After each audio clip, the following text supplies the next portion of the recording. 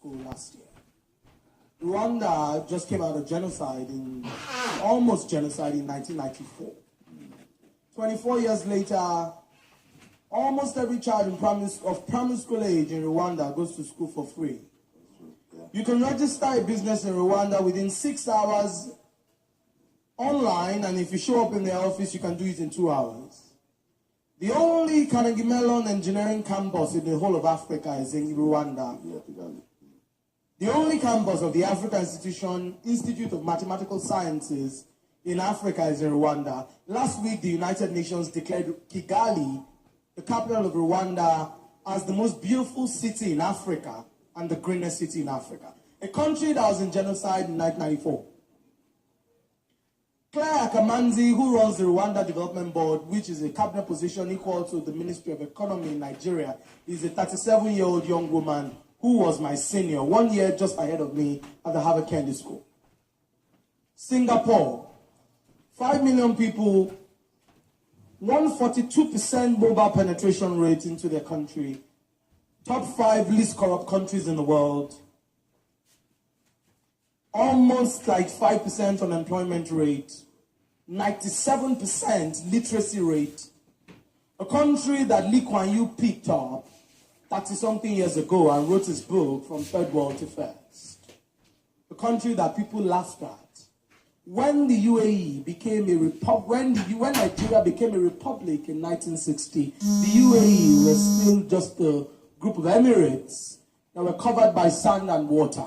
Today, last year when the Prime Minister of the UAE sponsored 20 of us Kennedy School students to come to the UAE to understudy their public policy frameworks for 1 week, I had the privilege of engaging the Prime Minister and 4 of the ministers. And they are already planning to export their last barrel of oil. The UAE has the youngest minister of youth in the world, Shama Al-Mazrui, 22-year-old Oxford grad. The Bible says that it is vision that will set people free. And the Bible also tells me that it's the youth that have the vision. I'll slow this thought slightly. When we advocate for youth inclusion, I'm of the school of thought that it's not even just enough to be a youth.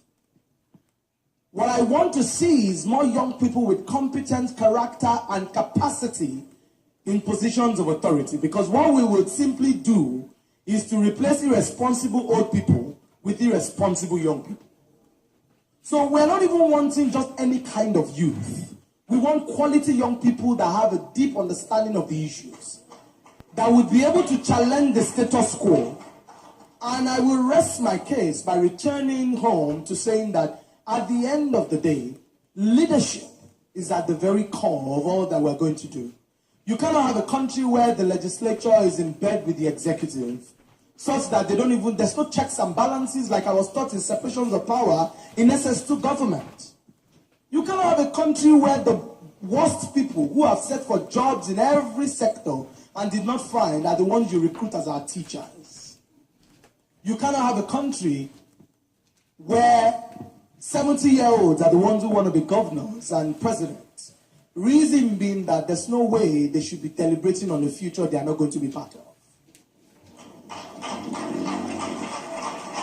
And in closing, I just want to say something that I say again, because all my mentors taught me the importance of repetition.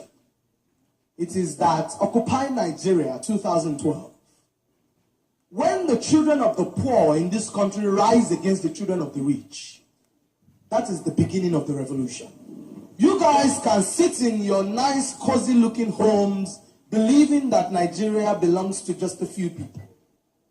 But until your children are not able to come back home on holiday, you will understand the reality of the Nigeria that we are creating, where young people have no jobs. So in 2012, poor young people didn't go to the poor parts of Nigeria.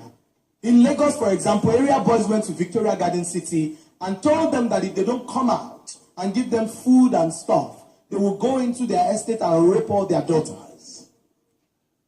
And so, as we talk about the issue of unemployment, Chief Raymond Dokpesi, I thank you, I celebrate you.